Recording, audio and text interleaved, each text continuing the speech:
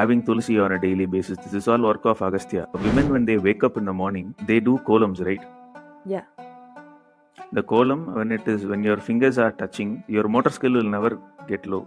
You do kolam on a daily basis, your nerves are taken care of. When you sit down to do the kolam itself, you're doing that properly, including the festival days where it is done extensively and all that. A lot of women will not get hip problems. Agastya is writing in a scripture.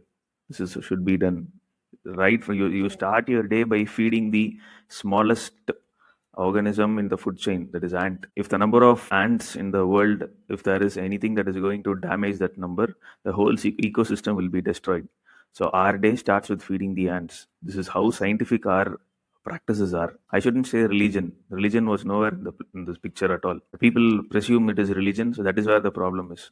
When you simply see that as a knowledge, you have got only one choice. Either you accept it, you don't accept it. This is fine. But constructing emotional angle to it, I think that is where we lost a lot of value. And you mentioned about Agastya Muni, so that's something that I'm interested because our team is working on a documentary about Agastya Muni. So we actually spent a few weeks in Indonesia studying what he has done and how it still lives. It's not a dead thing.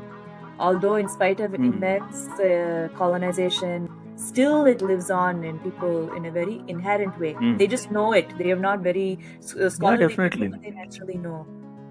I know Agastya Muni had a big role in bringing Kaveri into South. So like that, is there any connection that you can talk about? Definitely. So the art form I learned is Silambam. Silambam was taught to Agastya Muni by Skanda. It was like Agastya meditates, so he goes to Muruga and asks, and Muruga teaches him this. Wow. So that is how the art form started.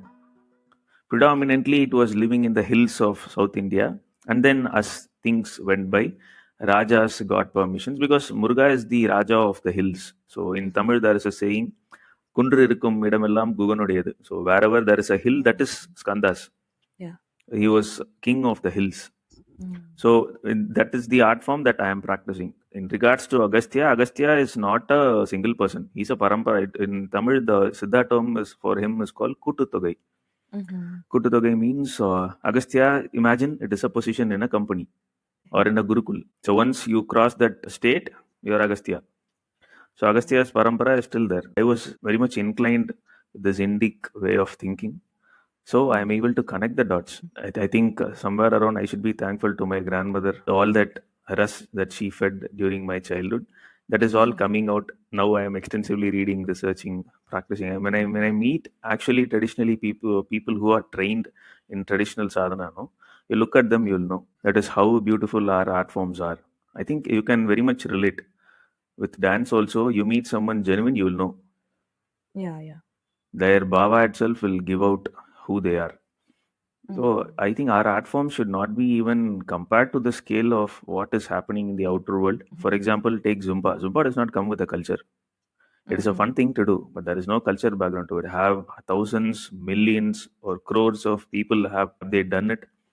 And is there a culture that is residing throughout this practice? So that is what I see, and that is what I value so much. Yoga, as I said, it is there in everything.